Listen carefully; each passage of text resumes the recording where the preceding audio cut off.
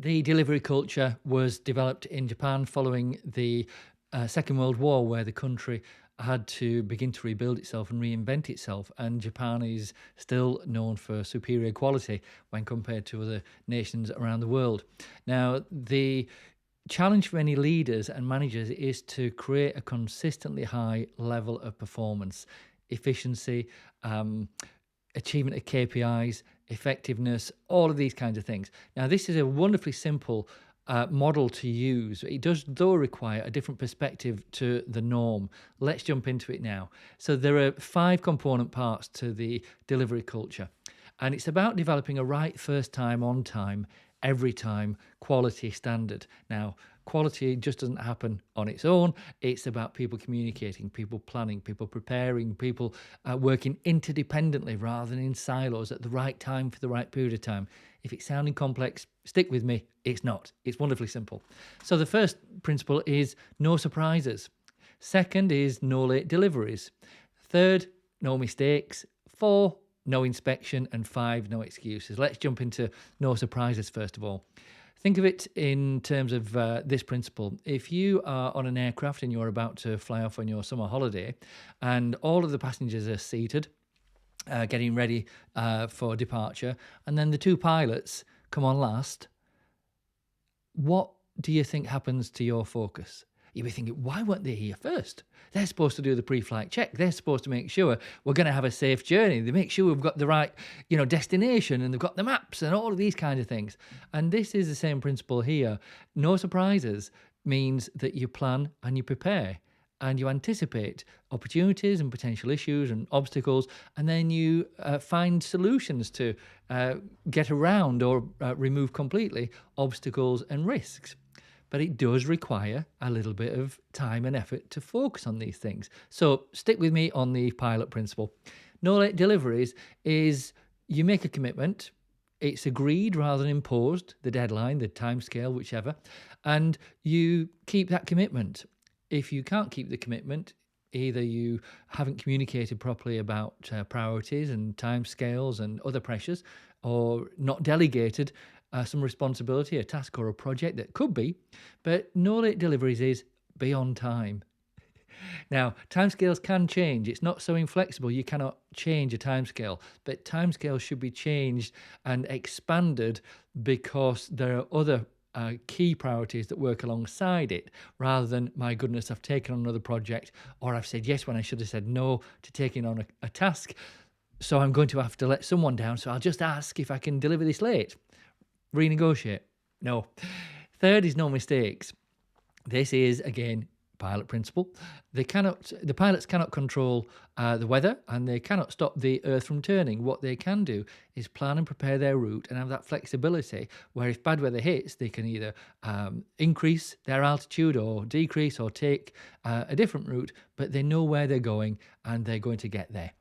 Now, no mistakes also requires interdependent working. We've seen it in manufacturing where the sales team sells something, the production team are expected to hit a deadline, a time scale that has just been imposed by sales to appease the buyer rather than agreed with production to ensure that they've got the right resources at the right time, the right people resources, as well as in manufacturing, the tools and resources and equipment that they actually require. Now, inspection is, first of all, you should inspect, of course, to have a quality standard, but it's no inspecting the inspected. So it's checked once by the right person at the right time to ensure that it can move forward and progress to the next stage, whether it be in the same team, same department, or elsewhere. So it's not repeated inspection. It's the right people know what to inspect, when to inspect, and how to inspect, and therefore it moves on. And the final point is no excuses. This is where it promotes personal ownership. It promotes shared understanding, shared commitment. But there are no excuses for not achieving a timescale because it will have been agreed rather than imposed or submitted to. This is a very powerful principle about personal ownership because we avoid apportioning blame and we promote personal ownership. If we look for blame, no one's going to accept blame because it's an attack. If we look for shared understanding at the outset, shared commitment, and then personal ownership, that person or that team and those people within it are expected and trusted to achieve that output by that time. Now, here are the benefits of the delivery culture, right first time, on time, every time. First of all, it cuts costs. It eliminates the causes of errors that stop you producing great quality. It stops you producing rubbish at higher cost. Now, rubbish, that's a bit harsh. No. If it's not fit for purpose and it hasn't achieved the required standard right first time, it's waste. It's costly. If you're a for-profit organisation, your profit margin is reduced. Therefore, your costs increase. Even if you're a government organisation or a charity, if things aren't done right first time, on time, every time, there is a financial cost. Secondly, customers, stakeholders, customers are happier because commitments are kept, faults are nil or thereabouts as you develop this, and trust is enhanced because as an organisation and people within it, you're making and committing to achieving timescales, to achieving required standard, and you're doing it. That enables high trust relationships. And trust, high trust and low trust relationships have a commercial benefit and a commercial cost as well. Profit margin, if it's for profit margin is protected because more is being achieved right first time, on time, nearly every time. I've got a bit of leeway there for you as you begin to develop commitment to this and get used to it. Profit margin is protected. It's not eroded. Then to the right here, we've got more reliable goods that don't break down as much in the field, so warranty costs are reduced. If you don't have warranty costs and things, but more reliable goods helps to create trust. More reliable goods can help to deliver more opportunities from that customer. And then clarity of communication.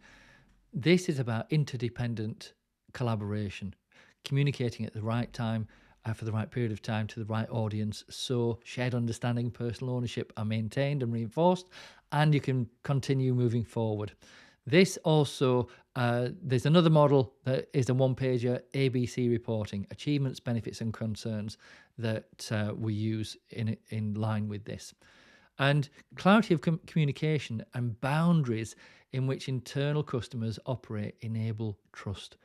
And it's not what do I expect from you or what do you expect from me, it's what do we owe each other in terms of our commitment, our input, our expertise, our sharing of information, so this can be achieved. And then finally, each employee takes complete ownership of her or his role in enabling or indeed disabling the delivery of the required outcome.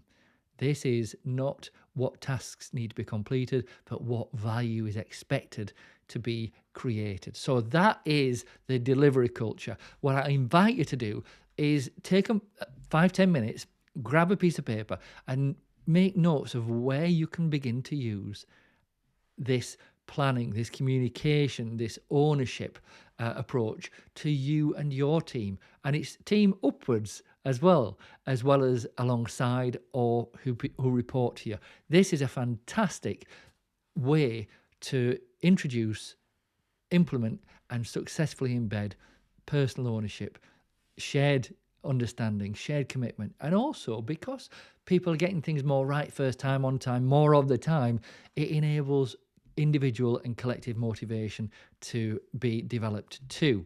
That is the delivery culture.